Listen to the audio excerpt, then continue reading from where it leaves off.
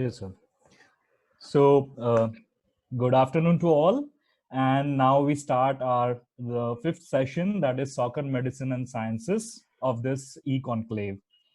This session will be aiming to brainstorm on different sports science techniques that have been implemented on the soccer players. The subject experts in the field of sports medicine, nutrition, psychology, and physiology will be discussing here on this e-platform about the new techniques to ensure the soccer players are mentally fit and physically fit. So the adoption of new techniques, scientific practices, as well as their impact on the soccer players at different sporting levels will be analyzed during this session. So moving on to our speakers for the day, uh, I'll be each of the speaker will be speaking for almost 8 to 10 minutes, and after that we'll take the question answers. So I request all our esteemed panelists to be precise and follow the time frame. And here we start. So we have our speaker, the first speaker, Dr. Anirban Malik. Dr. Malik, he is currently working as a sports physician at India's premier National Institute of Sports in Patiala for past 8 years. He has been former team physician to Indian hockey team and Indian boxing team. He at present is the only sports medicine specialist in India with an advanced team physician diploma certified by both the International Olympic Committee in Cape Town and ACSM USA. So he has been awarded the prestigious Indian Health Professional Award in 2017 for his outstanding contribution in the field of sports medicine and sports cardiology. Dr. Malik, over to you. Thank you, Dr. Amal, for the nice introduction, and good afternoon, everybody. Can I share the screen now? Yes, sir.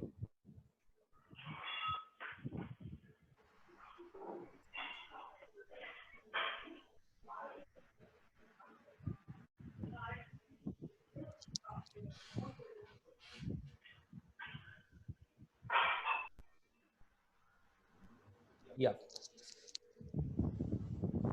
Thank you once again for having me in this e-conclave. I believe it's a great platform so that we can all share our experience and knowledge to improve the beautiful game we call football. So today I thought it would be a great idea because our audience are kind of mixed audience. So I thought it will be a great idea that I mix both the medicine and football. So my topic will be how sports medicine impacted football from the rules and laws point of view.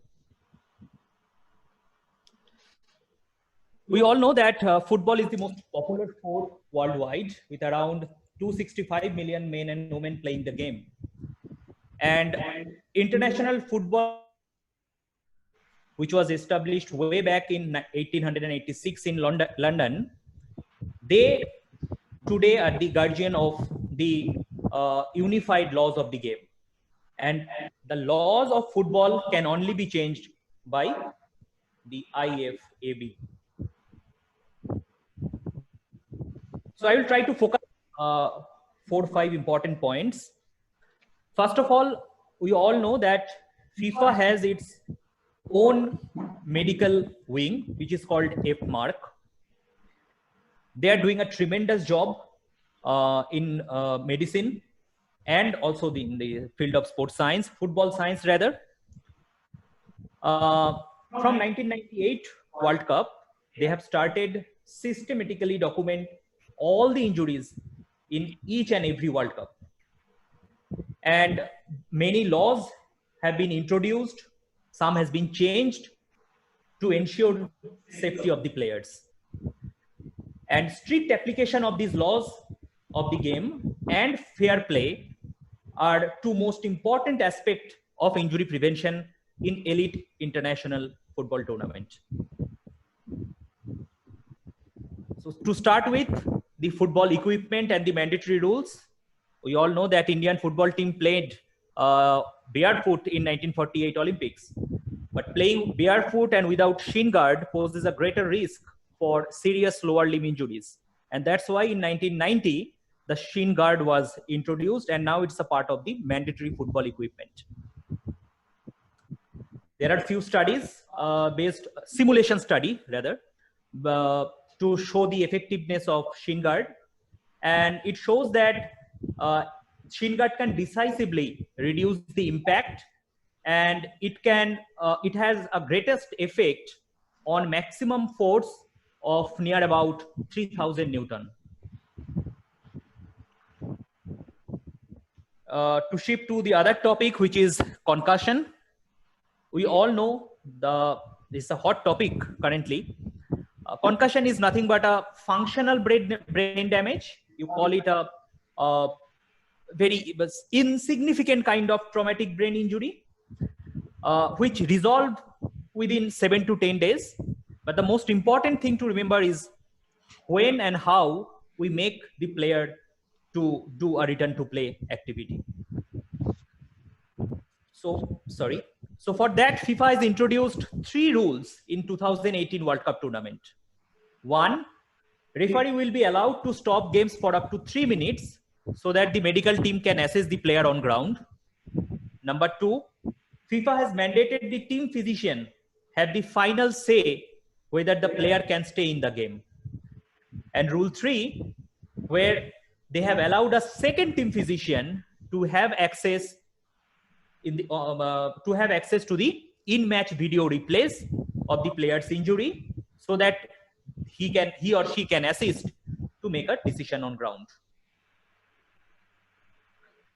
Now there are 2 kinds of things regarding the concussion in football. One is the acute injuries that we see on football ground, and most of the head injuries are because of elbow to head, not head to head. You can see that in this study, almost 41% of heading duel are because of elbow or hand to head, not head to head. So from 2006 onwards, it has considered a dangerous play, and a direct red card can be given to the player for the elbow to head contact. And the study shows us that it almost reduced 30% lower incidence after that mandatory red card ruling. The second aspect is repetitive heading and its effect on the microstructural and cognitive abnormalities. So this is a major concern for our children, for the kids. So because of that, few of the National Football Association, they have made their own you can say policy for the kids and the children. For example, in England, heading should not be introduced in any training session below the age of 12. Next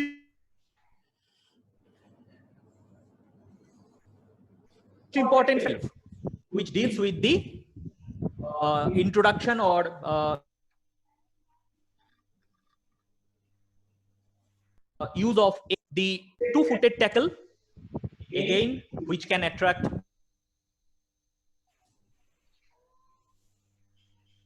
a direct red card. Number 2 is a high knee tackle. Again, it's a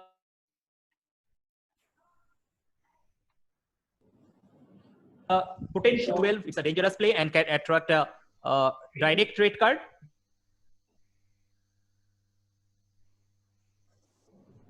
The player is showing the spike.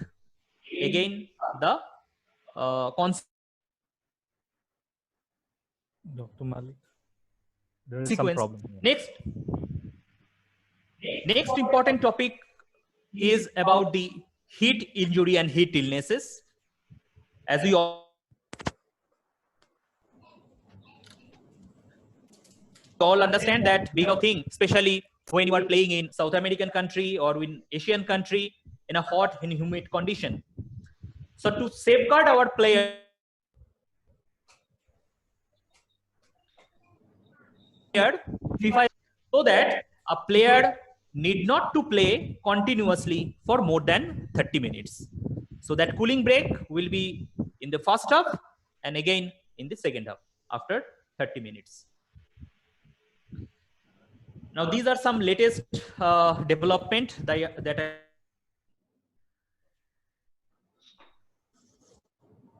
I want to share with you. Now, this is still in the experimental phase where Premier League are considering two systems for concussion substitution. Those from India might be knowing that it is already in place in cricket. So the first system is basically a permanent substitution, but that substitution will not be included in the mandatory three. And the second choice is a temporary substitution. If the player can make a return on that particular day, then that temporary substitution will go off. And last but not the least, the latest temporary rule change post COVID-19, where FIFA has allowed up to 5 temporary substitution, just to ensure that when the football will resume, we are expecting a tight schedule, and this move is only to provide them an adequate recovery time. So this was all in a very brief way to give an idea how sports medicine has impacted football for the well-being of our athlete and to safeguard their health. Thank you. Thank you very much. Thank you, Dr. Malik, for a wonderful presentation and displaying the impact of, scientific thing. Hello. Yeah. Am I audible? Yeah. So moving on to our next speaker, Dr. Kevin Kellogg. Hi, Kevin. Hi. Buona appresimidi. Dr. Kevin is a multidisciplinary scientist, practitioner, and a performance consultant from France. That is why I wished him a good afternoon in French. I tried to. So Dr. Kevin has done his MSc in sports science with a specialization in strength and conditioning and exercise nutrition. He has further completed his PhD in cellular exercise physiology. He has been consultant for the Roland Garros National Center, as well as several other professional football clubs and elite French tennis player, including Adrien Menerio. He has also worked for the national and international level athletes across various disciplines like swimming, handball, combat sports, marathon, ultramarathon, and etc. He was instrumental in setting up exercise physiology and nutrition department at the Inspire Institute of Sports, Bellary. So over to Dr. Kevin. Thank you very much for the introduction. Very nice French, and sorry for all the attendees for my accent. I will do my best, okay? But you will have a load of French accent, obviously. So let's share my screen. Tell me if everything is fine. Okay. Everybody see it? Yep. Okay. Yep. Okay, so I will talk today about physiology and assessment of modern football. So I will try to cover the performance-wise and give you some insight based on practice and recent evolution. So first of all, I always begin my sports science talk about collaboration, because whatever we're gonna do now, what kind of assessment, everything happen in a team, especially in a team sport, obviously. So it's very important to understand that overlap between professionals is not a problem, it's a strength. So you have to accept that most of the sports science people, especially physiotherapy, SNC, exercise physiology, nutrition, have 80% same background. So we have to talk to each other. We have to accept the opinion of each other. So let's talk about physiology of football. So football is actually one of the team sport on the biggest fields, and the physiological requirements are just very broad and huge. So it depends also on the internal and external factors, such as the technique, the playing game, the playing style, the opponents, the weather, the type of ground. So physiological demands will vary hugely from one game to another. But high intensity, especially high intensity running, will definitely be critical in the performance in football. So high aerobic system is highly taxed. For example, the VO2 consumption during the game is on an average of the entire game, 70% of the VO2 max. To exemplify, your heart rate of a football player will be 85% of his heart rate max over the entire game, and it can go up to 98%. So which means that at some point in the game, the athletes reach VO2 max, is at maximal intensity metabolically wise. So that's very important to keep that in mind. Football is also characterized by multiple very intense action of up to 100 in one game. So it implicates that creatine phosphate, which is the phosphagen system, and the metabolites accumulation, which the most common and the most known is lactate, will happen. So it's important. You're gonna use creatine phosphate because you're gonna reach such a high neuromuscular power that you will need such kind of energy in reserve. So it's very important to carefully plan training and nutrition accordingly, because we talk about something like a half marathon made by high intensity effort. That's basically what it is. 1 hour and a half of continuous activity with many short bursts of sprinting. So it's very intense and it's very long. So nutrition will also play a role. To give you some kind of data, 10 to 13 kilometers per match, more than 2 kilometers between 21 to 24 kilometers per hour. That's high speed running. More than 500 meters of real sprinting, and up to 700 change of direction activity. Obviously not at full speed, the 700s, but probably around 100 at high speed. So you can see clearly here that it's a lot about endurance and power at the same time for 1 hour and a half. So it's a huge request in terms of physiology. So how are you gonna assess the physiology of your player? You have the periodic testing that can happen in the lab or in the field. So you're gonna test your athletes regularly. And also because of the advance of technology now, you can analyze the activity of your athletes inside, during training, during match. It's mostly with the GPS and gyroscope that you can wear, a gyroscope and heart rate monitors also. You can monitor activity during the match and during the training. So from that, you get two kind of assessment. So activity analysis, obviously, what I'm gonna show now is coming from GPS. So GPS are very useful. Here you have from 2014 a review of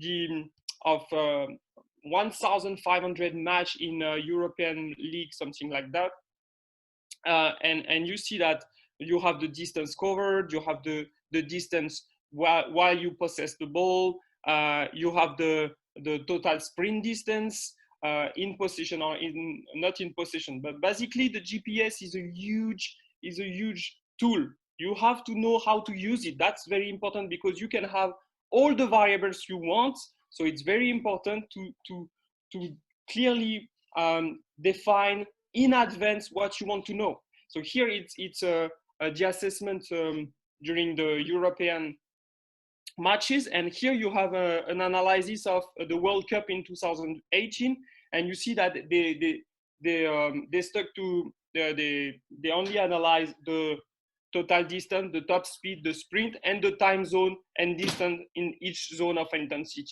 So you decide what kind of complexity, but GPS gives you clearly a signature of what happened during the game for the team and for each and every athlete. So it's both a monitoring tool and it's also an assessment tool. Periodic testing. So periodic testing is what I've been doing for a lot at IAS during 2 years. And to talk about that, it's very important for me to clearly say that the first point of periodic testing is to set a goal. It's very important to set a goal. Then you design the testing, then you collect the data, then you analyze the data, and you have to select what kind of data you want to pitch to the coach, because if you give it all, then the coach will just say, no, stop, you overload me. So you have to deliver the results, and that's very important. I will talk at the end of this talk that the way you deliver the results is very important. Also, you have to make yourself understandable, and then you put in place an action plan. So what is critical is to set a goal and be sure that you have an action plan. Everything that happened in the middle is meaningless if you don't have an action plan. If you do a periodic assessment, periodic testing, and actually nothing happened after that, nothing, no regulation, then it was useless. So periodic testing, what do you need? I will just talk about what is really, really critical in my opinion for football. So aerobic metabolism, strength, basically that's the foundations. And then anthropometry is an indirect improvement of all the performance abilities. Power is the raw ability to produce force quickly. Sprint, which is acceleration and top speed, especially acceleration is very important for football. And then agility and change of direction, which are two different things. Agility is change of direction, but change of direction is not agility. So I will talk about that. So aerobic metabolism, how do you evaluate that? You can have the VO2 max and the thresholds in the lab, which is only the metabolic part. So you assess the metabolic engine, but it's not what happened on the field. If you really want to know how your athlete will copy, you need the field-based tests like the 30-15 IFT or the yo-yo recovery 1 or 2, which also include the change of direction and the metabolic intermittent nature of the game. So basically, if you really want to do well and you have a huge project with an individual player, you can do both. And then you compare, and then you know what kind of training you can do. I told you aerobic is very important in sport. Look at this trend. So we are talking about more than 60 milliliter per minute per kg. It's almost regional, national level for a marathon. So it's quite high. Obviously, it's not elite level marathon, but it's high. 65 is really high. And as you can see, national team will get the higher value. And as you go down in the divisions, you go down in the VO2 max. So it's a critical factor. And same, you have a positional demand. So forwards will get a 60, 62 here. And then the midfielders, which are supporting each and every one, will get the highest value here. Obviously, the goalkeepers will have lower value. However, I'm far from 59, I'm telling you. Okay, my personal VO2 max, and I'm doing sport, is 48. Okay, so even the goalkeepers seems to train aerobically. So it's important to get that. It's a critical factor. So it's gonna be high anywhere in soccer. So strength is more something you're gonna assess for training. So there is two ways to assess strength, the same way than for aerobic metabolism. You can test it in the lab with isokinetic machine, for example, like the Biorex, or there is more and more machine to test groin muscles, for example, or hamstring muscle, but it's more on the clinical side. However, there is more and more data to show that hamstring are very important for sprint performance. So you can even use, and probably groin muscle are important for change of direction, but more research has to be done on that. But there is probably a performance use of this. And then you have the classical gym-based assessment of strength. Here, squat, deadlift, but you can imagine all the exercise possible where you can actually test a maximal strength. So it's important to build a strong strength base. It's not really well accepted right now in football.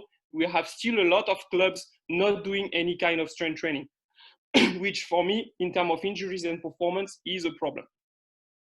In terms of power, I want to stress a little bit that now we have many phone apps which allow even the smallest academy to do some kind of good assessment, especially the My Jump, for example, for counter movement jump or drop jump or squat jump. You can do that with a phone app, and it's reliable. If you have some kind of money to invest, you can do some flight time measurement assessment here, the opto jump. And if you really have a lot of money, then you can invest in force plates to have not only just the height, but also all the force time parameters, which gave you the power, which gave you the force, which gave you the impulse, etc., etc. I will not have the time. I have to rush. So trying to move to the power assessment you do in the gym. So in the gym now you have accelerometers, which I don't advise on accelerometers because I find them too variable. But I use the GymAware, which is a linear positional transducer, basically a wire that is registered the speed of the bar, and this is really useful to draw what we call a velocity force velocity profile. And then you can identify, for example, that at high force here, the two players are different, but at high velocity, they are the same. So the blue will need to work on high strength more than velocity. And you can also have a different profile and work on the specific need. Anthropometry is just an indirect factor. You don't want fat because fat is useless, basically. So you can assess that in many ways. Impedance meter is a fashion way to do it, but however, I come from impedance meter and I moved to skin fold because I had too much variability because of water intake, hydration, moment of the day. So I moved to skin fold. Obviously, if you have on-site a DEXA, which is the gold standard at $70,000, then you can use DEXA. But skin fold for me is a very good way to assess, and with less variability than the impedance meter, which are more expensive. Usually the target is 9% body fat, something like that, less than 10%. You don't need 5% body fat because after you have your training load tolerance, which is impacted. So talking about sprint is right now very important in soccer, and the players are sprinting better and better and better. But it's important also to know how you assess. The problem is the sprinting assessment suffer of too much variability at the moment. Here you have a couple of pictures to show you that you can use a finger pod, you can double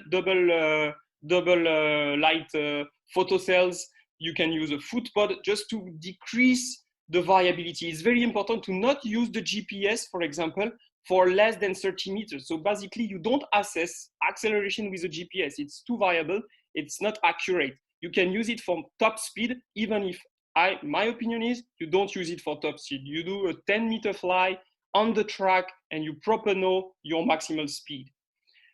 In terms of sprinting ability, the soccer players are quite good in acceleration compared to sprinters, and they really differ for top speed because they accelerate a lot. So with proper biomechanics, basically the neuromuscular function of soccer player is the same as a national to international level elite athlete, elite sprinter. For example, there is this anecdote of a French soccer player, Kylian Mbappé, reaching 37 kilometers per hour during the World Cup in 2018 on the pitch. So you can imagine what he can do on the field, on the track. What is very important, standardize the situation when you assess sprint, especially acceleration, because it's 10 or 20 meters. It's very short. A little difference can just blow all your data. So it's very important to control the situation. The best being the athletic system.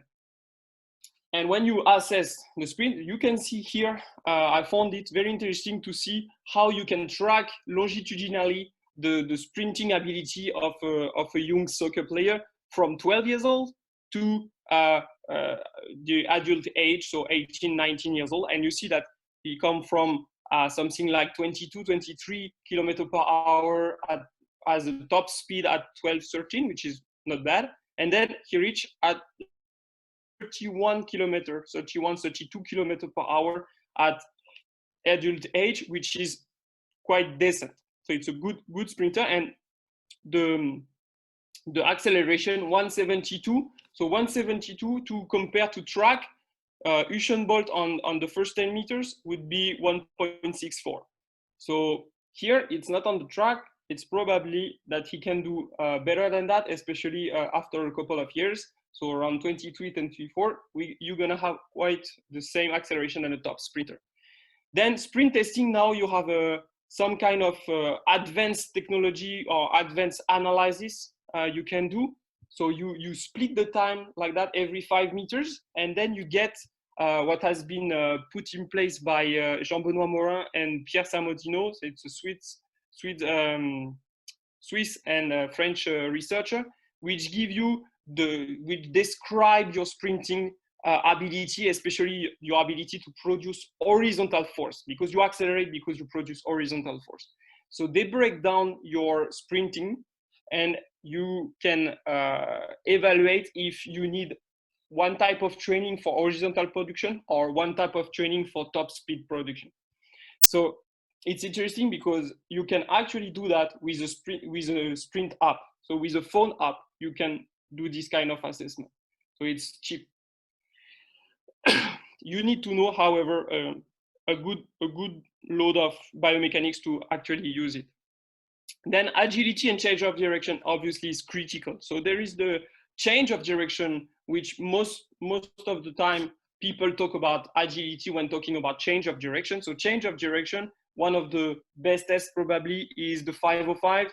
You just go, you take some speed and then you go for 5 meters, you turn, you come back for 5 meters, you put some photocells to have an accurate time, and then you know the 180 degrees change of direction ability. Okay, but now with new technology, you can have actual agility. So here what you see is photocells with a detector.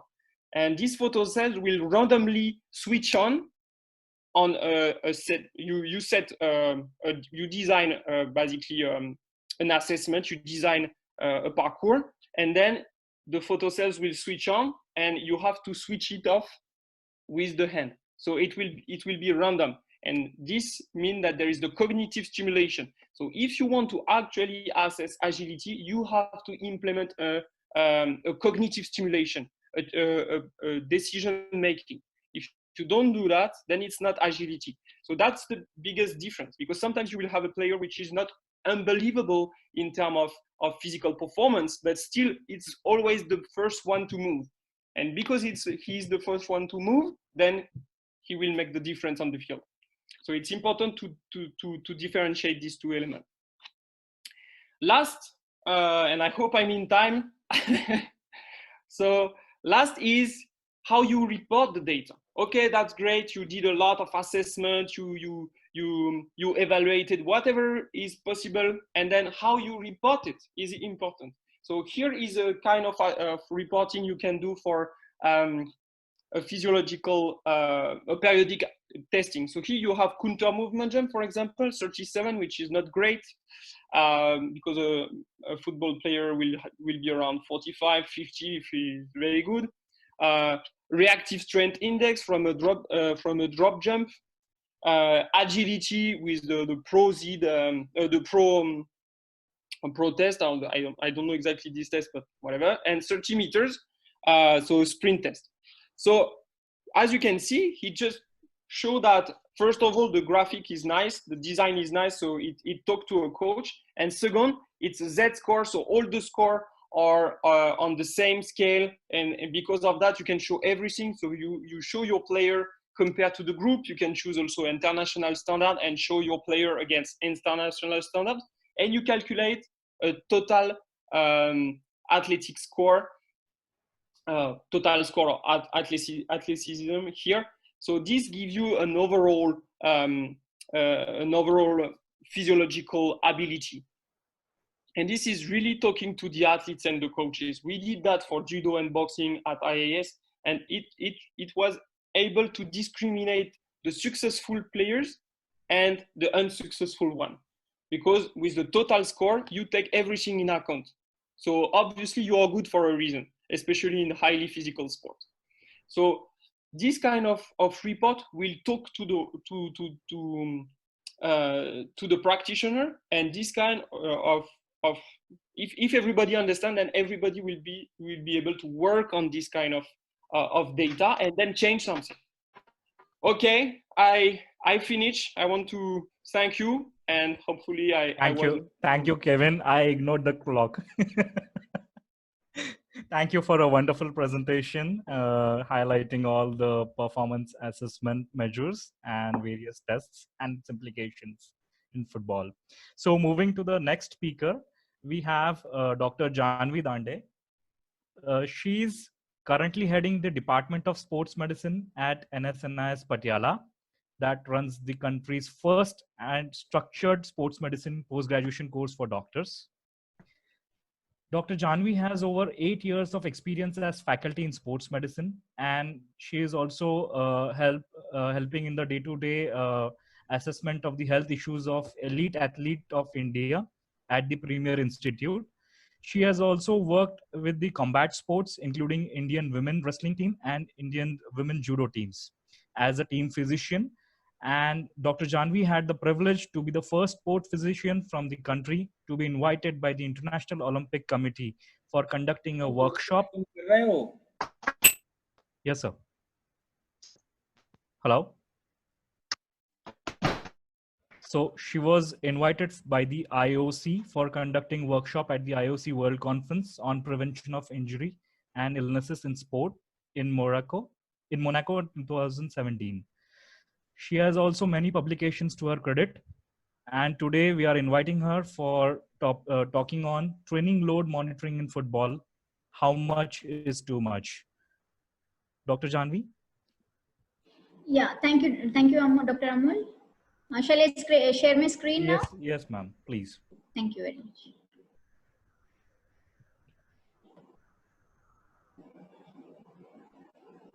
Let me share my screen.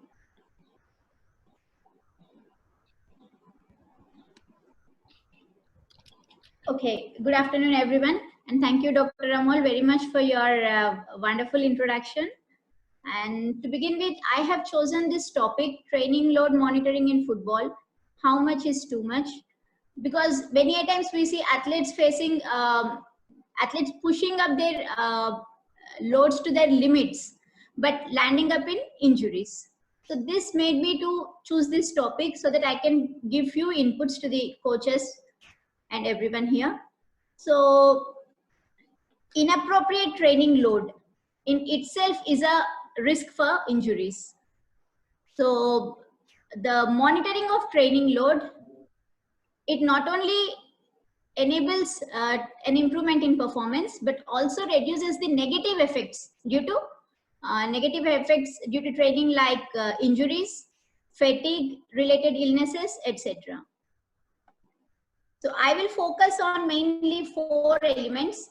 The key elements in training load, the monitoring tools, most of which the external tools have been explained by Kevin, the load, injury risk and performance relationship, and few take-home points.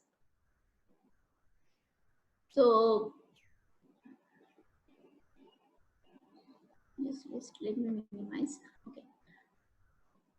Key elements in training load, there are 2 elements mainly, external load as well as internal load. External load is nothing but the external stimulus, irrespective of the it is measured independently of internal characteristics of the athlete. It quantifies the workload taken up by the athlete and the workload that coach has given. Internal load, it explains the athlete's response in terms of physiological adaptations, psychological adaptations, and other biochemical responses. For measuring internal load, you have many tools, either subjective or objective. The absolute load, it is the load applied irrespective of rate of loading, the history of loading, and the fitness levels. And the relative load, it takes into consideration the rate of loading, the fitness levels. That means it gives a comparison, like previous session's load, today's load, or previous season's load and this season's load, a comparison. And acute load, it is applied for a short period of time. It can be a session load or it can be taken as a 1-week load. Usually in football, we take 1 week load of a load for 1 week as acute load. And chronic load, it is for prolonged period for 3 to 6 weeks. Usually it is for 3 to 6 weeks, and sometimes 4 weeks can be taken. So these are all the tools that monitoring the training load. I don't want to go into detail of all this because of shortage of time, but only want to highlight few points like heart rate. It is considered as the most common measurement tool for internal load in case of football. So heart rate monitoring, it has got few variables, different kinds of variables like heart rate exertion, heart rate variability, the TRIM, which considers training duration also, and it is most reliable, objective, as well as it is not invasive. So most of the professional soccer teams use this heart rate monitoring to measure the internal load. Then one more important thing is field-based tool, that is session rate of perceived exertion to training load. It helps in calculating monotony, and it is field-based, it is inexpensive and can be easily used by coaches. And regarding external load, it is by means of GPS tracking of various metrics like locomotor metrics, metabolic metrics, as well as the measurements. So it includes various things which have already been explained in by the previous speaker. And now coming to the recent evidences, tell that integrated monitoring of internal as well as external loads in terms of training load ratios. This is very important. And this helps in assessing the fitness of the footballers. So now looking into the injury risk in relation to various parameters of load. For example, like if you take the absolute load, both high risk, both high training load as well as low training load, both are at risk of putting the player into injuries. Like high training loads in terms of high intensity, then high training loads in terms of high intensity, then frequent matches like competition, congested competition calendar. Like if a footballer plays 2 matches per week, he is at more risk of getting injuries than an athlete who plays single match per week. As well as even the low loads also, if the athlete is not able to cope up the training demands, it may put him at risk of injuries. Weekly spikes in training load. Again,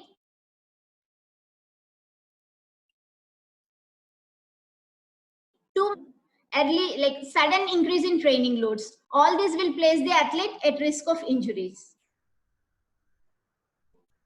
If you look into the likelihood of injuries to the changes in training load per week, a more than 10% increase in change in training load per week, the athlete poses the athlete at risk of injuries. So to explain this, there is an index called Athlete Preparedness Index. It is nothing but acute chronic workload ratio. Here what happens is, it is a ratio between acute load and chronic load. If the acute load is less, that means the athlete is less fatigued compared to his fitness, and he is well prepared, and he is at less risk of injuries. That is, he is protected from injuries. If the chronic load is low compared to the acute load, that is, he is in underprepared condition, and this poses him at risk of injuries. So the ideal acute chronic workload ratio is 0.8 to 1.3. Then this is here depicted in the graph. So here there is a green green column called the sweet spot. That is a ratio of 0.8 to 1.3. Acute chronic workload ratio of 0.8 to 1.3. This is if the athlete trains in this zone, he is at less risk of injury. And if he trains in the ratio of more than 1.5, the risk of injuries will be more. And if you extrapolate this with the performance graph, so even the performance, the athlete reaches optimal performance in this zone, in the sweet spot or the green zone, where the acute chronic load ratio is 0.8 to 1.3. If it is less than that, the performance will not be more. And if it is more than that, he may go into overreaching and non-functional overreaching and then overtraining. So there are other things like training type, a high anaerobic training or a high strength and power training. All these pose the athlete, like high anaerobic training in terms of the athlete's high velocity runs, sudden changes in direction, sudden jumps. All these, if they are excessive, then they may pose the athlete at risk of injuries. Then metabolic load. It is nothing but the energy spent during a match. If the athlete spends high amount of energy during the match, excessive amount, then he is at risk of injuries. Again, the psychological load. That means if the athlete thinks, if the footballer thinks that he is not getting proper recovery, he is not getting adequate rest, his matches are too much, like too frequent, all these will pose him at risk of injuries.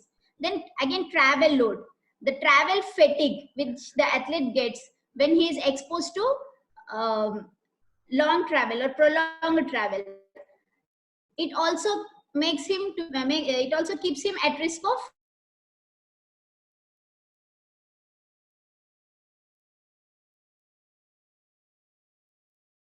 fitness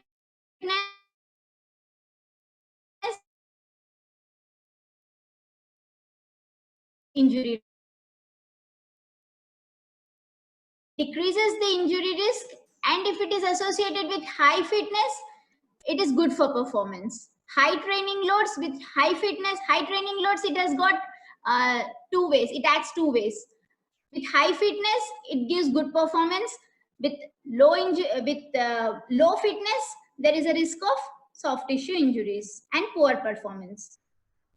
So the take home messages from this presentation are: the athletes have to train harder and smarter, systematic and progressive loading, not more than 10% per week, and identify the sweet spot, that is training at acute chronic workload ratio of 0.8 to 1.3%, 1.3. And also, while prescribing training, we should balance the intrinsic risk and the rate of loading. If an athlete has got previous injury, then you have to modify load accordingly, or some other genetic intrinsic risks if he is having. The rate of loading has to be modified and prescribed accordingly. So these are my contact address, and if any doubts or any more information needed, you can mail me. And I thank very much the Sportseed Pro for giving me such a wonderful opportunity. Thank you, Dr. Janvi, for simplifying the concept of training load monitoring. So moving to the next speaker, we have Dr. Morad Ghareri. Dr. Morad? Yes. Hello. Hello. Can you hear us, Dr. Morad? Yes. Yes. Hello.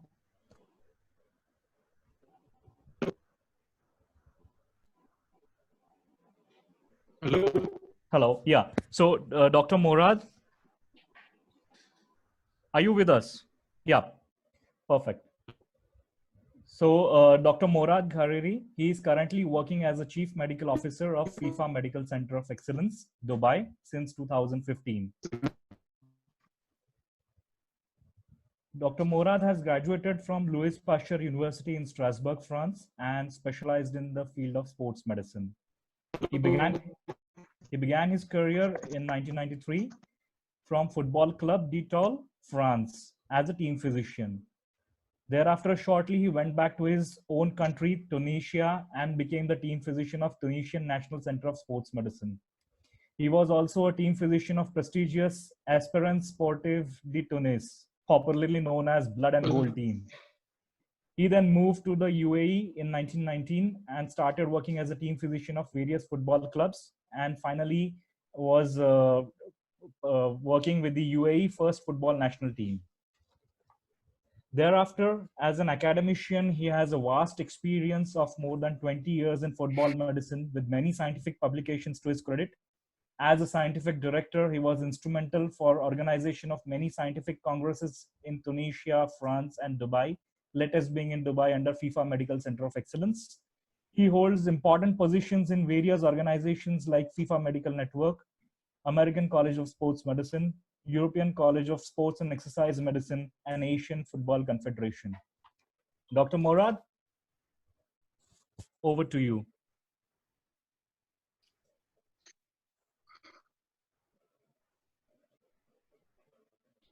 I think Mr. Murad has a trouble connection. Yeah, I think so. Dr. Amol, I think the connection Yes. there. Properly, please.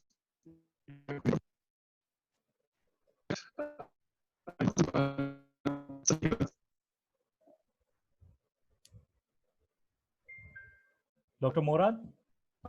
I have a good connection. Yeah. I cannot connect. I don't know what's happening.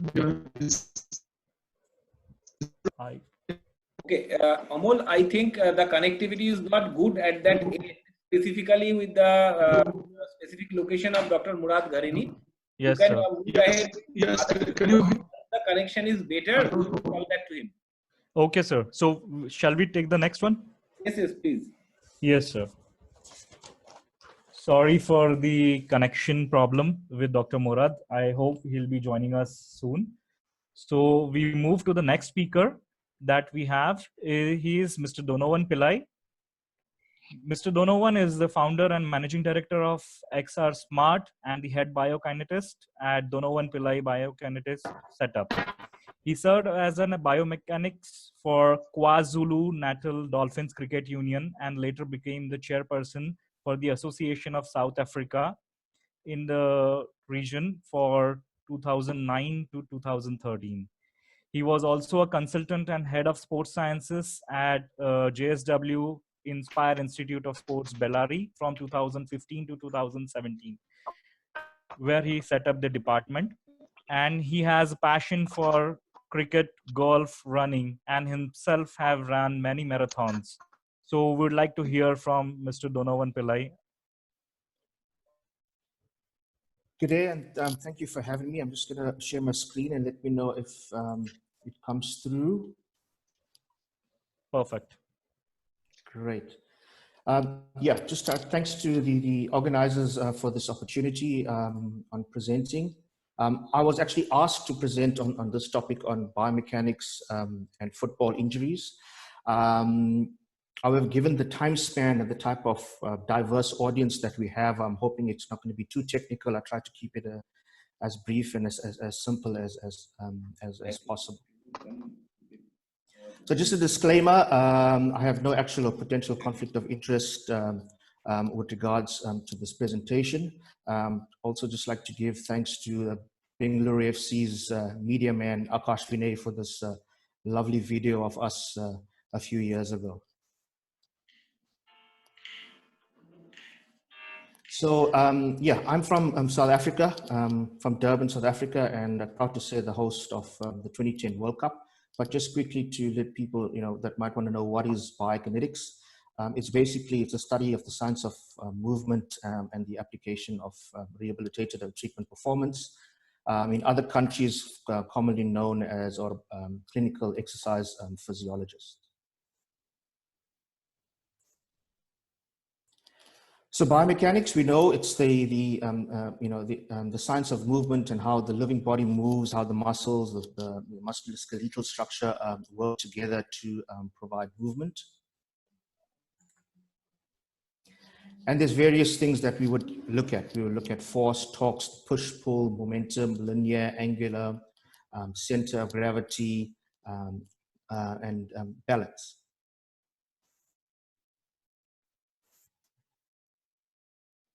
And there's various ways in which we can measure this. Obviously, I think Dr. Kevin has mentioned some of these in the previous speaker as well.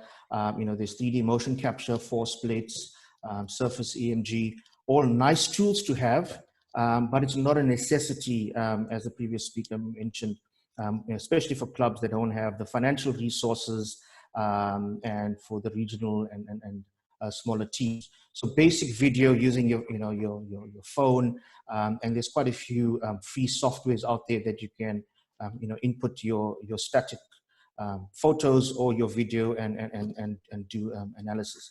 And these are just some examples of some of the analysis one can do. This is obviously a 3D motion capture. Some of the data that you can pick out looking at speed and velocity, and obviously the body parts that one would place these photo cells in, especially in the lab. Here again, as mentioned, a very basic example of a static photo that we can use to analyze biomechanics on the kicking phase, and this can be done in connection with from a sports science perspective in conjunction with a coach, or just the average coach looking at biomechanics and movement and taking it through the different phases.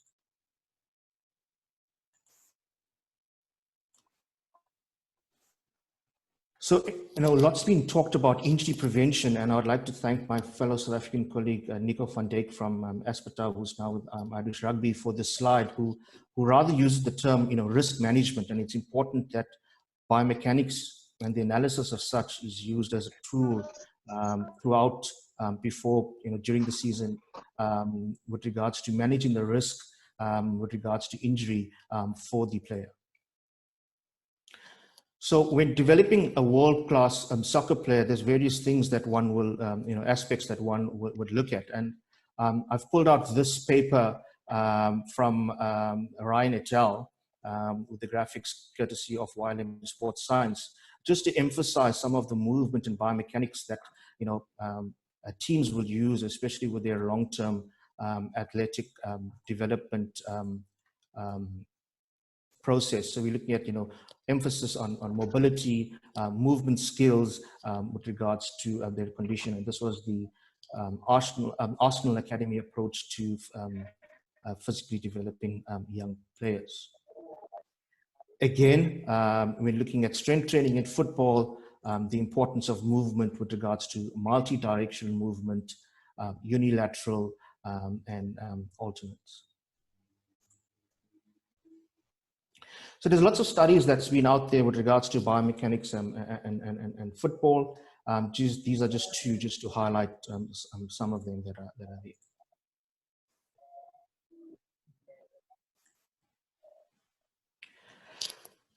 So with regards to injuries in football, this is a study by Cristiano Ariel and Jan Ekstrand. Jan Ekstrand, quite a famous researcher in football. And what they looked at is the incidence of injuries in the UEFA Champions League over 11 seasons, and these are injuries per 1,000 hours. And you can see the high number of injuries with regards to per 1,000 hours when it comes to both training and match days. And here we're looking at the distributing of traumatic and overuse injuries, again, the high numbers, and overuse, especially when it comes to movement patterns where there's non-contact. So this is a slide that I want everyone to just keep in their head, in their mind while we go through this presentation, but just the percentage of injuries on the different body parts and sectors. Obviously, this will vary on the different type of research that's been going on, but this is from the research by Jan Ekstrand, as I mentioned. And you would notice, it's just a pity that the head's been cut off, that not much, or they haven't considered any injuries with regards to the head. So we're looking at movement and biomechanics and injury and movement. And here, just to pick out a few studies on the hip and groin. And this found that the hip and groin injuries contributed to about 14% with regards to injuries in a footballer, of which the adductor was about 63% from common hip and groin.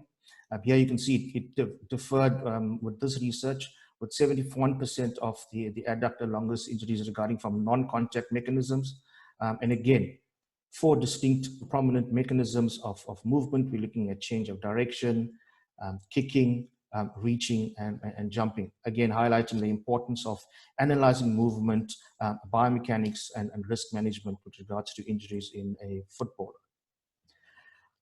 The risk factors for groin injuries during football and kicking, a biomechanical perspective from the team from Denmark. And they concluded that the football kick is often divided into 5 phases: preparation, backswing, leg cocking, acceleration, and follow through. And what they found is when they looked at force velocity, EMG, etc., they found there was a high risk of groin injury that occurred at the backswing and leg cocking phase, where the hip muscles worked eccentrically at high velocity.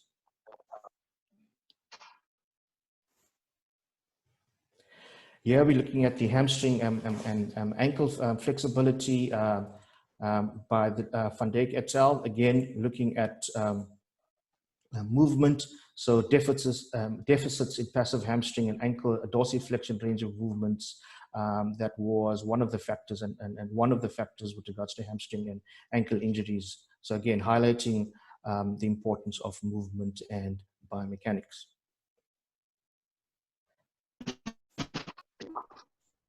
So this is Michael Owen during the World Cup final. I think it was in the USA. But I put this video out there just to show the incidence of non-contact ACL knee injury.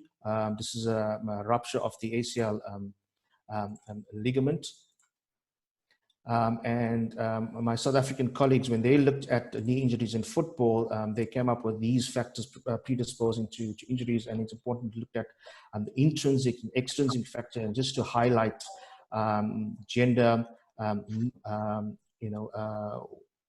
a lack of flexibility with regards to movement that will contribute to some of these factors. And why I put that out is to look at the gender differences in the biomechanical structures or makeup of male and female. Here we can look at the increased Q angle and obviously the difference in the notch. And it's important to note, and especially in a lot of ACL ruptures with regards to female occurs because of them landing in a position of no return, which can clearly be seen here on my left, on your, or the picture which says right. As I mentioned before, with the picture, I asked you all to just keep in mind, a lot of research has been done on the knee, the pelvis, the ankle, the hamstring injuries.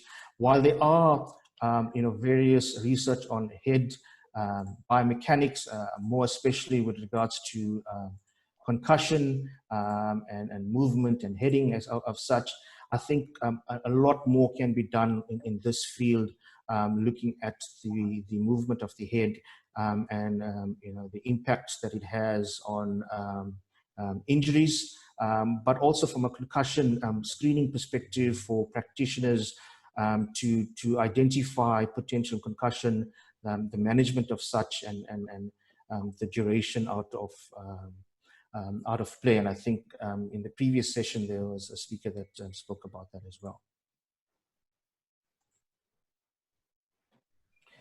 Whilst we're looking at movement, there's fatigue also plays a major role with regards to movement.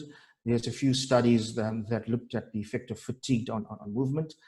Here, the studies showed there's a decrease in maximal kicking velocity, but not in the accuracy with football. And this study showed there was a disruption in the landing biomechanics when they looked at fatigue, and also with regards to proprioception and postural control.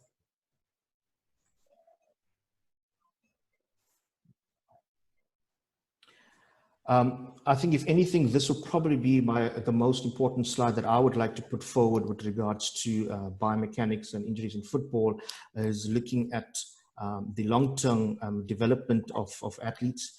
I know a lot is looked at top down, but I think it's important to look from the bottom up. If we can develop kids to move correctly and in the right movement patterns, then it will go a long way to reducing some of those injuries that I have mentioned. And this is a nice study by Lloyd and Olivier, where they looked at a new approach to long-term athletic development.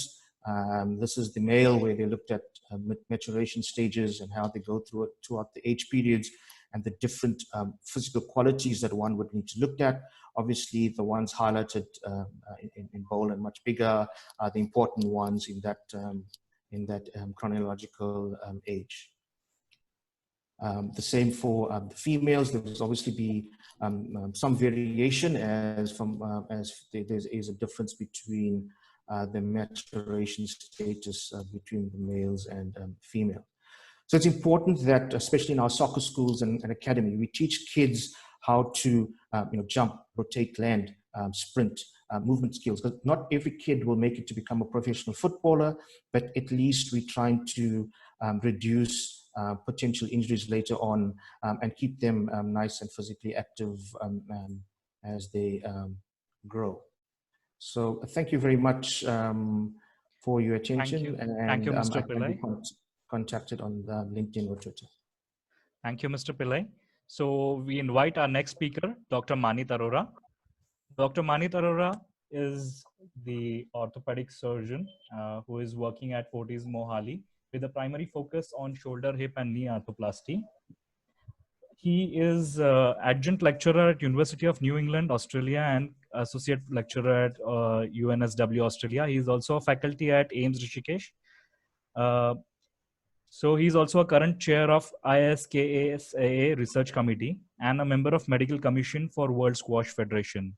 So I invite Dr. Manit Arora. Hi, thank you. I'll just share my screen. Okay. So can you hear me? Yeah. Okay, perfect. Thank you. So thanks for that introduction. And so I'll just tell everyone about myself. I'm basically a shoulder and knee surgeon at Fortis Mohali. And so everyone's talked about prevention of injuries and analysis of players. So I want to talk about now, what do we do when an injury occurs? And what are we doing that's new in sports surgeries? So that's what I am, a sports surgeon. So I'm not a sports physician, I'm a sports surgeon. And we deal with athletes and elite athletes. And I wanted to talk about knee injuries in particular. So everyone's heard of an ACL. And this is the city I come from, and I would really recommend everyone to come and visit this at some point in your life. It looks much more beautiful than any other city in India, according to me. And I highly recommend all of you to come here and see it for yourself. So everyone's heard of ACL injuries and knee injuries, and you know, if you've got an ACL tear, it's a no-brainer. You just send it out to the orthopedic surgeon and they have a look at it. So these are some of the famous players that have had ACL injuries. So you can see that Toddy's here and the Big Z is here as well. So all of these players have had ACL injuries and they've recovered from them and come back. And I'll share a case with you. So this is a 21-year-old ISL footballer who came to us with a twisting injury of his knee. We did an MRI, it showed us that there was an acute ACL tear. So you can see in the top left-hand corner here, there's sort of this empty knot sign that we see with ACL tears. And we do some pretty standard stuff for these things. So we take a ligament from the body, which you can see down in the right-hand side. So we take a couple of tendons, the semitendinosus and the gracilis, bunch them together into what's known as a hamstring autograft, and put that into the player's body. So it's been pretty standard practice over the last 15, 20 years to do a ACL reconstruction, whether you do it using the hamstring tendons of the player or the bone patella tendon. That's the only real debate that's been going on. But ACL reconstruction is pretty much a gold standard. So we're basically replacing a torn ligament with autograft or tendon or ligament from the person's body. So it's harvested from the patient and it's put into the patient. So that's why we call it an autograft. And the basic science and the biology behind it over the last 10 years has been that ACL injuries don't heal. So when you've got an ACL tear, the biology of the knee is such, because of the increase in intra-articular plasmin that occurs and knee kinematics, it basically prevents the formation of what's known as a fibrin platelet plug, which inhibits ACL healing. So if you've got an MCL injury, because it's outside the knee, it's able to form a fibrin platelet plug, whereas an ACL injury, which is inside the knee kinematics and the increased plasmin levels inside the knee prevent the formation of a rich fibrin platelet plug, which inhibits healing. So we've been doing ACL reconstructions for the last 10 years. And we've said that, we've been taking, it's pretty good procedure. It's reliable, it's good. We haven't had too many problems with it. There are re-tears that happen, but we've also seen that there are negative sides to it. So when you take a hamstring tendon from a person and put it into their knee, you get reduction in hamstring strength. When you take the bone patella tendon and put it into someone's knee, you get anterior knee pain. When you replace a natural ligament with an artificial structure, even if it's from the body of the patient, it leads to a reduction in proprioception sense. And we also know that the new research has shown us that doing an ACL reconstruction actually doesn't prevent you getting early arthritis. So we've been lying to patients for the last 10 years saying that, hey, if you get an ACL recon done, you're not going to get knee arthritis in the future. But all the latest literature shows us that that may not be the case. So if we can eliminate the need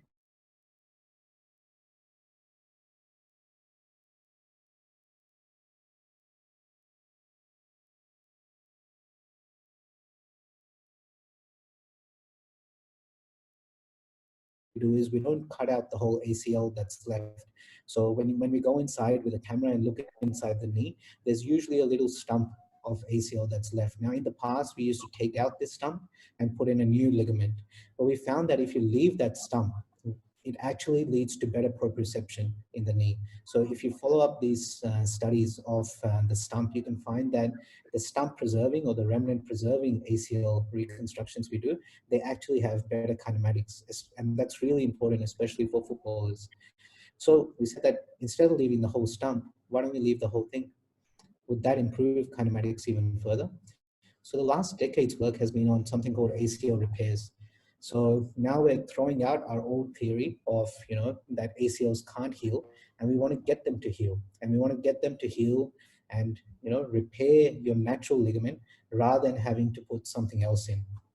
So it's the ability to heal a torn ligament rather than replace it. It's been backed up by recent studies, and the new clinical data on it is really promising. So, but there are very narrow indications for it at the present. So we're typically using it in what's known as partial ACL tears or one bundle tears. And we're using it for what's known as high complete tears. So if your ACL ruptures and the rupture occurs at the top of the ACL rather than at the mid substance, there is a potential that we can repair your ligament rather than having to put a new one in. And that's really, really fascinating from a science point of view, because in the past, we've all been talking about that, hey, these ligaments don't heal. But all the research and all the latest work is showing that they do heal. It's just we've been doing it wrong for so many years. So now we're starting this era of ACL repairs and going inside and repairing the ACL. And it's backed up by studies as came out by Tiflis, who's really been one of the main drivers of ligament repair surgery. And they said that the native ACL achieves excellent short-term clinical success in a subset of patients that have those high ACL tears with good tissue quality. This is another study that came out that looked at ACL repairs versus traditional reconstructions. And they found that the proximal refixation of the ACL leads to comparable functional outcomes to a typical ACL reconstruction.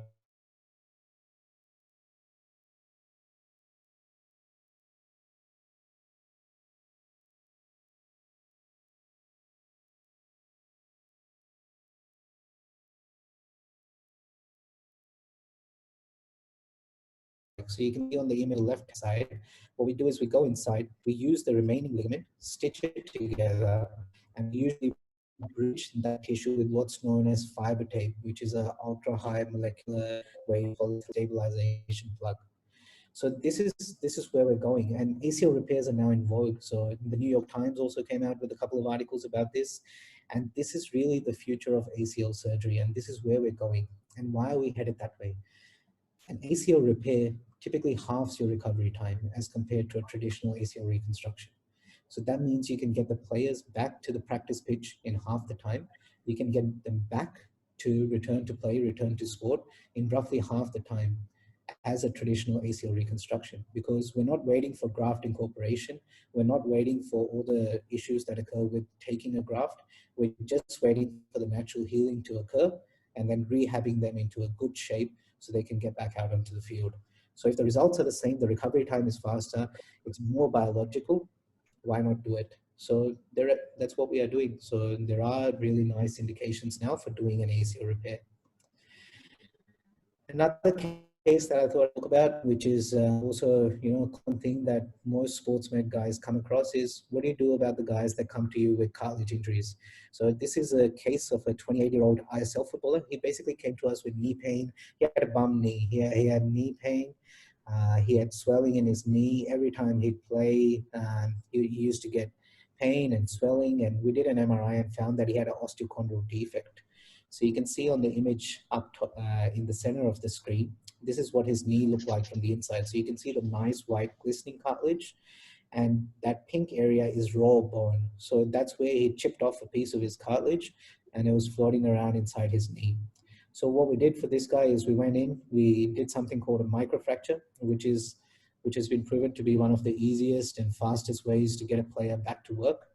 So you basically make some holes in the cartilage, which allows the stem cells to come up from underneath. It forms a clot of blood, and that blood clot gets transformed into repair cartilage. So this is what it's about. So you can see this image here. So what we do is we go into that raw area. So you've got cartilage on both sides. You've got the big defect in the center. We make some holes into the subchondral bone. The stem cells come up from those holes. They form a plug, which is known as a hematoma. And that hematoma gets transformed by the body into repair cartilage. So there's been studies that have shown, so you can see the control versus the treated group, that it actually leads to new cartilage forming. Now, what's the big problem with this new cartilage that forms? It's not real cartilage, it's fake cartilage. It's a repair cartilage, and it's never as good as the real thing. So the fibrochondrocytes that come into the area, they basically deposit what's known as type 1 collagen fibers, which is fibrocartilage. Now, this repair cartilage is inferior to the type 2 rich fibers that are seen in traditional hyaline cartilage. So we've done a lot of biomechanical studies on this as well, and we found that it has a less load to failure and a less yield point, which means that your cartilage that's formed by this process is more likely to get chipped off Dr. again. Manit? Yeah. Dr. Manit, we have time constraint. So Okay, can you just give me please 5 wind minutes. up? I'll just Yeah, please wind I up. hope it's not. I'm sorry to ask you like this, but It's all right. So, I'll just tell you about the most exciting thing. So this is something that we're really focusing on right now. It's known as subchondroplasty.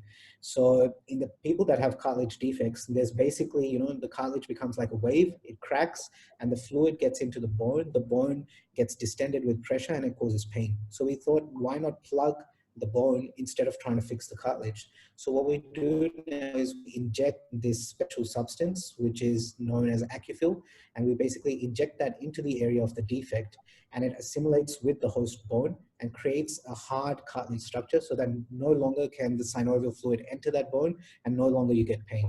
So it's been really good, and that's really the future of ACL and cartilage injuries, and that's what we're doing today. So sorry about going over time. But thank you, Dr. Manit. ACL being a very important and unending topic.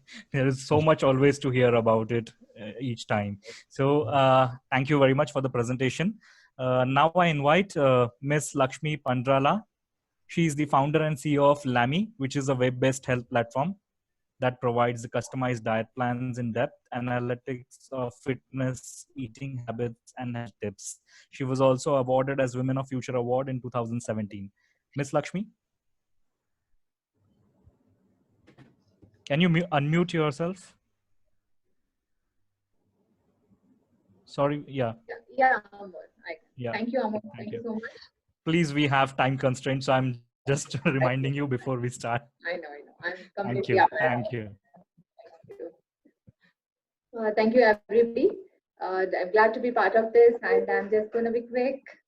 Today I'm going to, just give a brief presentation about why sports nutrition is important for all the athletes, and how it is going to help them in the recovery, and what precautions they were supposed to take during this lockdown period and all. So sports nutrition, as all we know, and Kevin also is very expert in this also, I don't have to talk much, but I'm just going to give few of my insights into this. So sports nutrition, it's not a miracle. It's, where it will make any player to perform the best. But yes, it will definitely, if not taken properly, average player, best player can underperform. And at the same time, when it is taken in a good level, the well-balanced nutrition, it will definitely give that optimal performance, and the player can improve. So how sports nutrition is going to help? It will definitely help in all this, fitness levels, and help in the increase of their enhancement of endurance, stamina, reduce the injury risk, and correction of all the vitamin deficiencies, which most of the athletes we have mostly seen. So due to their extensive workout schedule, training schedule, and we have studies also show that soccer players, they run in a 90 minute of their match around 5 to 6 miles, which is really huge. That does include a high intensity of sprinting, walking, jogging, standing, everything. So they're differently, their energy requirement levels are very high. So they do eat quite a good amount of food, and because their requirement is high compared to any other sport. But when under current circumstances where the person is completely locked down and there is no there is no activity as such, no physical activity, no training of any sorts, still the person would be, the athlete will be eating at the same level. So that will lead to all these things: less physical activity, more calorie consumption, which will increase their fat storage, which will definitely, because of the less physical activity, muscle breakdown starts, all these things. So how best they can fight all these challenges, because pretty soon the lockdown will be over. What all they can do to overcome all this? So what the simple measures would be to keep continuing their balanced diet, be physically, minimal physical activity, whatever they can perform at house level, and control the carb intake, because especially for a soccer player, we do increase a lot of carbohydrate for a certain, compared to protein, so that their glycogen stores are definitely taken care, and energy levels are at good levels. But during this lockdown, since the activity is very less, their energy expenditure is not as such during the compared to the training levels, we will be reducing their carb intake. Increase more of the lean protein, and at the same time maintain your hydration levels, because hydration is something which most of us, not just the athlete, even a general population also takes, do not consider it much. But even during this lockdown, though you are not training so much, hydration still maintains the same level of importance. At the same time, sleep pattern is also very important. Because it definitely, with so much lockdown and all that, stress levels are very high. So even the sleep does help us to cope up with our stress pattern, and it is good for our, because since we are sitting at home, so a lot of idle time, we do try to kind of eat high sugar, high fatty foods, more on the poor carbs, not a good carb, I would say. So that way, so these all will be leading to the extra weight gain, which we can avoid by just taking few precautions. So once the lockdown is going to end pretty soon, which is going, hopefully it is going to be very soon. The athlete will be completely again going on to the full-on mode of that for training, high performance training, and including the fitness too. So 1 week ahead, so they have to start building up their glycogen stores, because all these days. So now we need to start building up build up that glycogen store. So increase a little bit of your carb intake, and don't go on the training, intensive training, as the doctor was also mentioning, to prevent injury, we need to be maintaining that sweet spot or pink spot, right? So that's how. So slowly increase your training levels. At the same time, increase your energy day by day consumption, so that you get into your training mode very smoothly. So again, during you are completely into the full training mode, during the match, pre-match, and post-match, those three aspects are very important more now than any other time, because all these days you are in a continuous training mode. So one day skipping would have not mattered much, but now after to complete 2 months or 2 to 3 months of completely no physical activity. Now that they are going to go into full mode match, definitely your pre-match and all this nutrition during and post is going to be of very much importance. So the pre-match, you can just eat a very during you can keep up with your hydration levels with a simple isotonic drink, which is a combination of carbs and salt, electrolytes basically. So that will take care of your hydration and also continuous source of energy. At the same time, post workout will take, with a simple protein shake would take care of your recovery levels. So that's a brief insights into the sports nutrition. Thank you, Lakshmi. You had been on time. Really, I appreciate that. I was ready for And that. thank you for a wonderful lecture, summarizing you. everything in a short time that we have. So now I invite Mr. Mrinal Chakrabarti. He's a hockey player himself who later on became the sports psychologist, currently working at Joint and Bone Care Hospital in Salt Lake, Kolkata, having over more than 15 years of experience in the field of hypnotherapy, timeline therapy, and creative visualization. He was closely associated with the major teams like Indian junior in the hockey team for the World Cup 2016 and Indian archery team for the World Cup Berlin 2017. So, Mrinal Dada. Thank you. So, thank you everyone for giving me the opportunity, and thank you Amal for your introduction. Today I would like to share with you about the psychological part about the current situation. Is it audible, Yeah, Amal? Yeah, you're audible. Clear. Thank you. So my subject will be repair to prepare. So as we all know, we all are suffering lots of challenges. So let's see what does it mean? What's the challenges? My three key questions to you all. How many of you are physically affected by the global pandemic? I don't know how many are right now, but if you yes or no, I think no. Now the next question: how many of your friends and family got physically affected so far? You know. But the third question, the main key question: how many of you and your family and friends are mentally affected by the same pandemic? I think everyone, each and everyone is affected. Now I would like to show you the clock and compass. Like before pandemic, our timeline is different, and during pandemic all the timeline changed. Now we are giving the priority of our compass. So we need to focus on the compass first so that we can measure our clock. As we all know, this very well-known quotation: when fishermen cannot go to sea, they mend their net. So this time is like a repairing time for us, because universe is giving us a chance to repair ourselves. And we are very talented personality. We all are very knowledgeable person, but sometimes we forget to repair ourselves. So if we repair ourselves, then only we can prepare for the new journey. As we all know that in life, a lot of people know what to do, but few people actually do what they know. So knowing is not enough. Now it's time to take action. Now, regarding physical mask, everybody is using mask, because without mask, you cannot go to the road, you cannot go to the shopping mall, you cannot go to the airport, anywhere. And there is a testing system also. There are so many machines.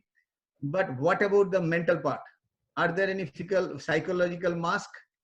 Are there any things over there? Most probably no. People are very much focused about the physical part, not about the psychological part.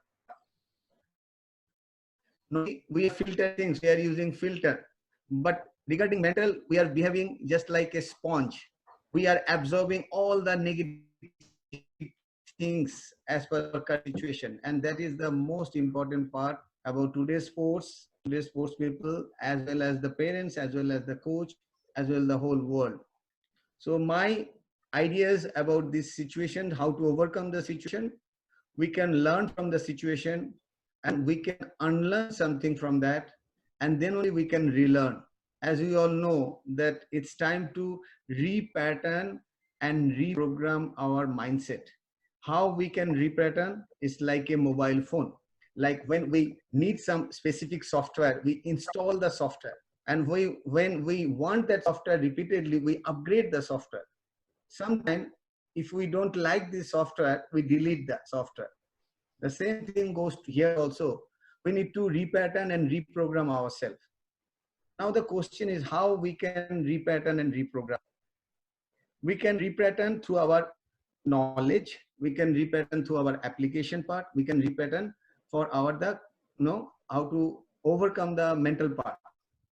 So like there is a saying like restart our journey. Now how we can restart?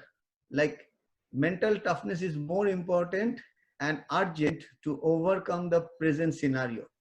As you all know that this is very important part about today's current situation. So this is my small presentation just to give the idea what is the scenario and how we can cope up the situation.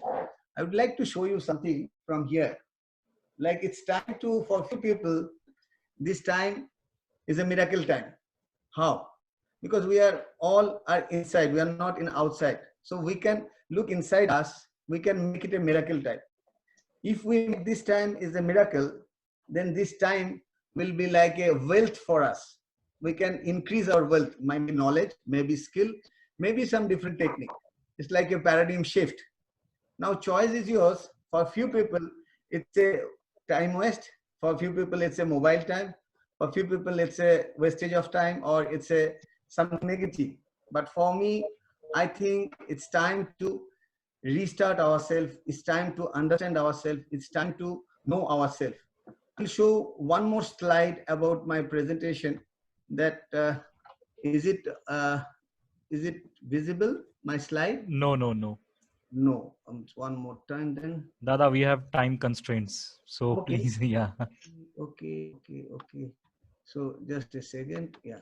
So we make a software, the software developed by Cambridge. The name of the software called Antarjami. This is like we are sanitizing, we are checking the physical part, we are checking the mind part. If any players play the software, then we can understand his or her mind situation. And as per the situation, we can guide them how they can overcome the situation. That's all for now. Thank you. Thank you, sir. Thank you for a wonderful talk. I know you can talk for hours and hours, and our listeners would be glad to do that. Maybe sometime later on. No problem.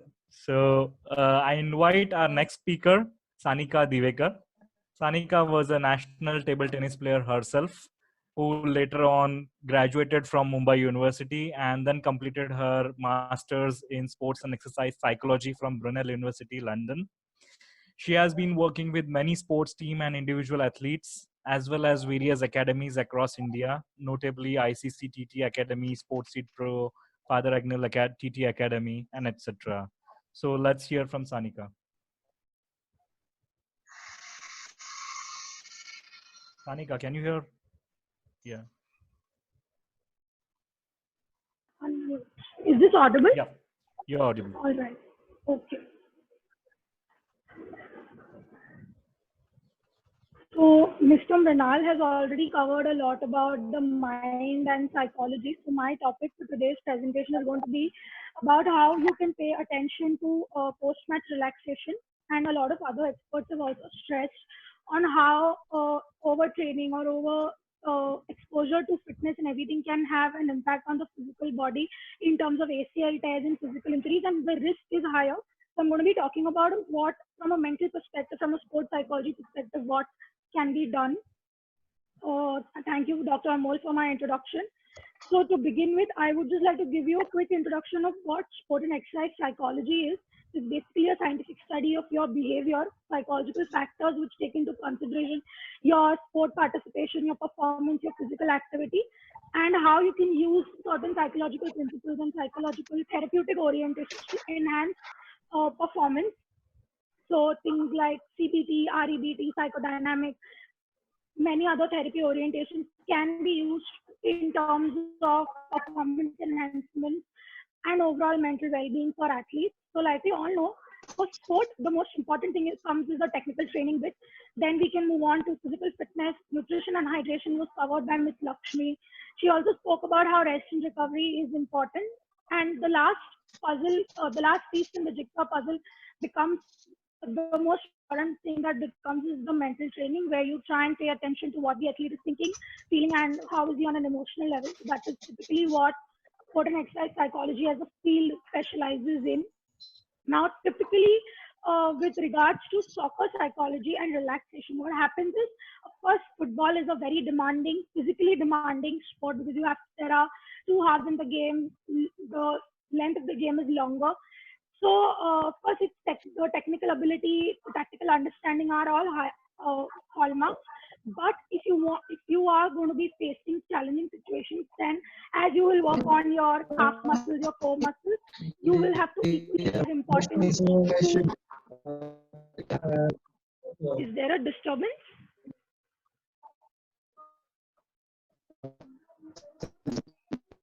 All the other participants are requested to mute themselves. Yes, Tanika, please continue. Yeah. So like I was saying, if we treat our mind as a muscle as well, we will be able to sort of work on building mental toughness and learning certain psychological skills to enhance performance. And as psychological skills are important to prepare your mind, equally it's important to focus on psych down and the relaxation, which is today's topic. So I've included a small definition of what relaxation is. It's a psychological strategy used by athletes to help maintain or reduce stress-related emotions and physical symptoms. So typically, football being a physically impacting sport, the heart rate goes up and things like that happen. And that is why paying attention to getting your body back to the homeostasis becomes important. There are 2 ways of focusing on your relaxation. One being the physical, which are basic exercises, and I'm going to be talking about the PMR specifically in the next slide, and certain mental relaxation exercises as well. We'll be talking about mindfulness in the next slide. So why is post-match relaxation important now? It's because, say for example, you have overtrained or you have just had a session and you don't cool down or you don't stretch your muscles enough, your muscles may go into spasm or you will risk yourself for an injury. Similarly, if you don't let your mind also come back from that particular performance, or you don't give your mind enough time to relax and come back to your basic level, it won't be sort of beneficial for you as an athlete in terms of longevity of your career. And if you don't pay enough attention to relaxation, there are certain severe issues like burnout and things like that, wherein, like we spoke about ACL test, an athlete can also get mentally exhausted, mentally fatigued, and that is what is burnout. So it's really, really important to follow a post-match relaxation. Typically, the progressive muscle relaxation, the PMR technique, it's basically when it has to be done with your breath work. So what you do is when you breathe in, you tense a couple of a muscle group, let's say your wrist. You will flex all the muscles. You will feel the tension in that particular organ. You will hold your breath as you feel the tension. And when you exhale, you will release the muscles as well. And that is when you're exhaling, you will feel that you are letting go of the tension in your muscles. And you can work your way from bottom to up. So you can start with your toes, your calf, your ankles, your calf, your hamstrings, your thighs, and upwards, right till your facial muscles. That is one way of how you can engage in a 20 to 25 minute long relaxation after every training session and after every match that you play. And once you train your body to relax in this fashion, then you can accelerate the timing. So it's not required that every time you should have a 25-minute slot, because that's not really possible. Sport being dynamic in its nature. So once you train your body to flex and let go, you can do it while you're on the stadium. Let's say you're playing a match and about to take a penalty kick and you feel there's muscle tension.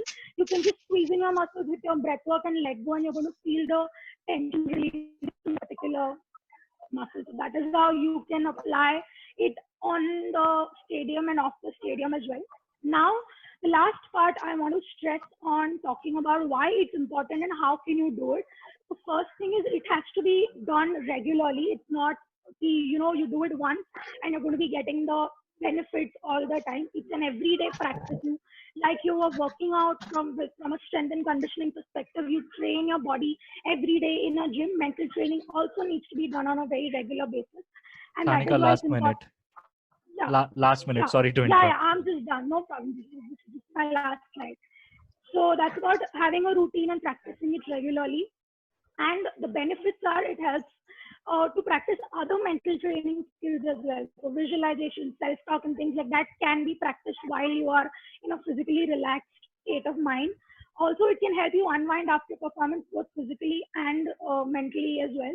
And it can reduce the incidence of negative thoughts. So that is something which can be worked when you're practicing your self-talk and visualization. So yeah, that's about it from my side. And thanks a lot for giving me this opportunity to share. Thank you, Sanika, for a wonderful talk. Since we have already crossed our time limit, I'll once again come to Dr. Murad if he's available. Because of some internet connectivity issue, I think we couldn't hear him. Dr. Murad?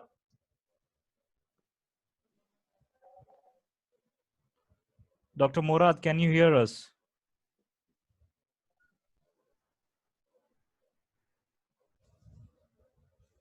Dr. Murad? I think there is a connectivity issue. Not available. So let's Yes, move sir. on to the Q&A quickly. I'll just, so we have received a lot of questions, but I'm just taking 2 or 3 of them, which are, they are specific to the subject experts. So the first question that I have is for Dr. Kevin. Dr. Kevin?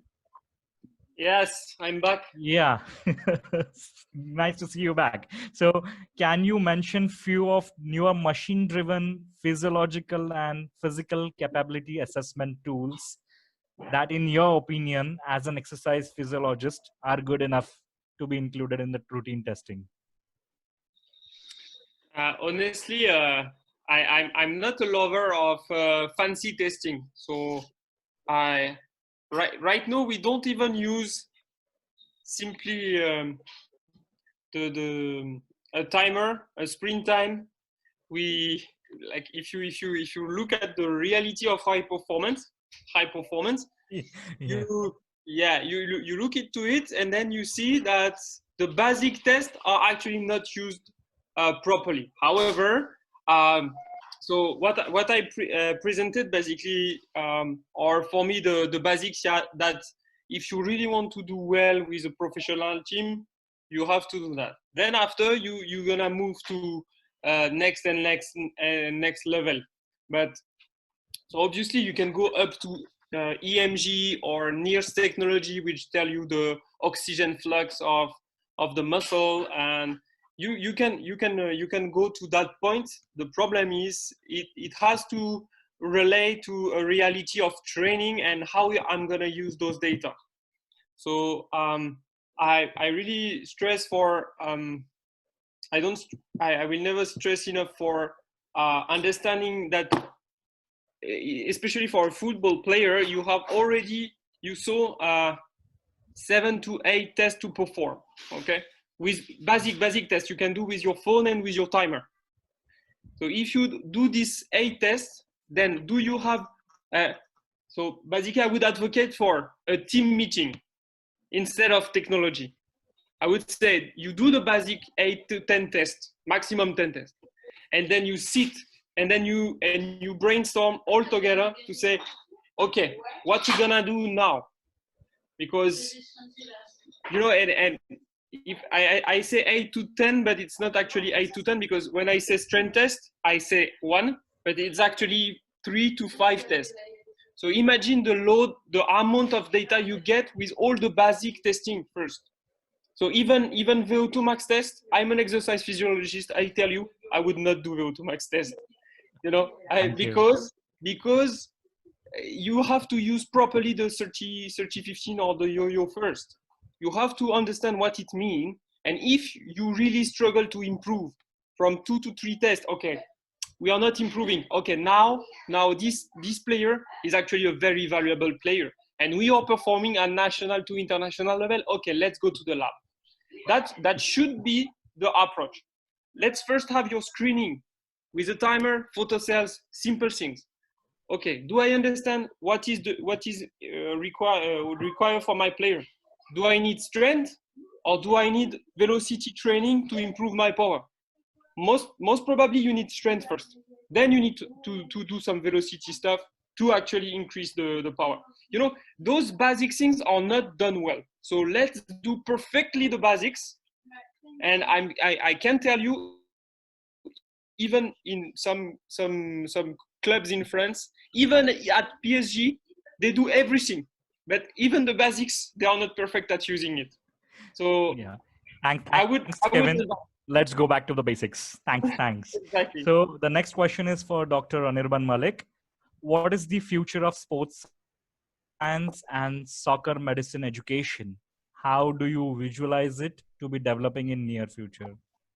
Yeah, Dr. Malik? yeah. Thank you for the question. I think it's a very important question that you have asked, especially from our perspective, from our country's perspective.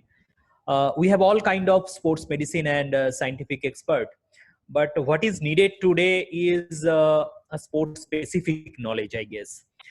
And the first sport that come into my mind is football, simply because the amount of evidence available in football. I have already mentioned in my presentation that how sports medicine impacted football in different ways for the safety and betterment of our footballers. Then why can't we learn football science and football medicine, be a more sports specific? So I believe that it's a high time that we develop at least some online courses, because now we are all in the digital platform for our scientists, so that they can add up to their knowledge. They already have their basic scientific knowledge. Why can't we make it sports specific? We can start with football nutrition. We can start with football psychology and injury prevention, and then we can progress gradually. That's from my side. Thank you, Dr. Malik, for an excellent suggestion. I think we have already crossed our time limit, so we can limit our session over here. I thank all the esteemed panelists for their valuable contribution to the session. And I'm really sorry for cutting you short because of the time constraints. Maybe later on we can have a good discussion on another platform. So thank you all the panelists for being here and for contributing your knowledge for the betterment of football. Thank you once again. Thank you. Thank you. Thank you. On behalf of the Global Soccer e-conclave, once again, we appreciate the time and the effort given by every expert. And we just assured that we are coming soon with a lot of activities together as a fraternity for the betterment of football as well as football ecosystem. So I just now hand over the mic to Ganeshan to conduct the football quiz for the delegates. Thanks once again and bye. Thank For the you. time. Thank you.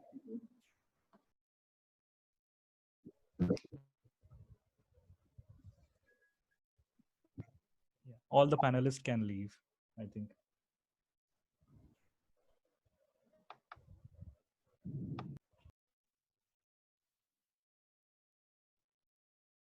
Yes, thank you for this insightful session. And now for all the delegates, continuing with the quiz, which you all are eagerly waiting for. I'll be sharing the screen.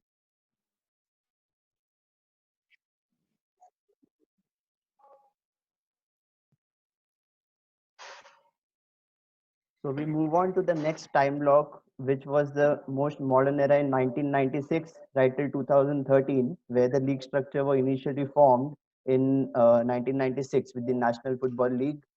And it came up as a very important initiative in Indian football, where a lot of new developments were taking place and there was a structure in place. So when we talk about this era, there was this famous South Games, which the Indian team won in 2005. And there are a lot of legendary players such as Baichung Bhutia, Sunil Chetri, and I M Vijayan, who holds the record, was the fastest goal, third fastest goal of 12 seconds against Bhutan in 1997 SAF Games.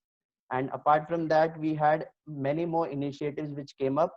There was the women's football, which was introduced and taking shape, with the Indian team ranked at 55th position in the FIFA women's ranking. And we also had a lot of grassroots initiatives which had come up. And at the same time, we also had a lot of commercial partners. The AIFF had collaborated with Z to broadcast the I-League. And we had a lot of stakeholders who were coming into the picture. And finally in 2007, when the Hero MotoCorp was there, the I-League took this as an opportunity to collaborate with them and commence the Hero I-League in 2007. From when on, Mohan Bagan and several other clubs have been performing really well. So now coming to the quiz, I just request the same rules follow.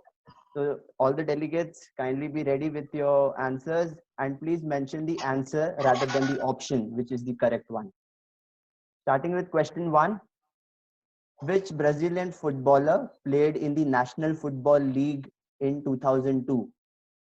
Roberto Mendes Silva, Jose Ramirez Barreto, Douglas Silva, or none of the above? He was one of the most famous Brazilian players who gifted the National Football League with his talent.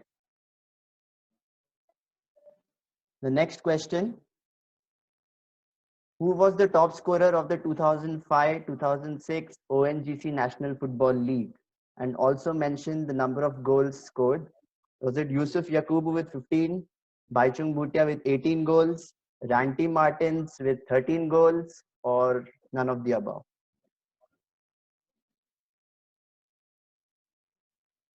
All right, let's move on to the next question.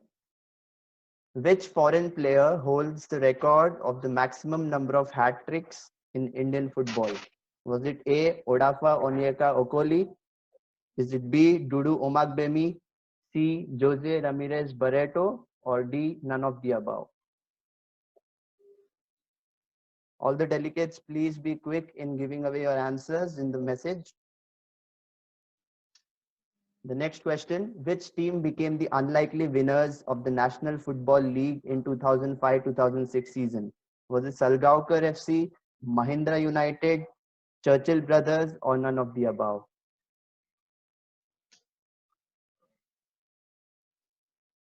The last question for this session.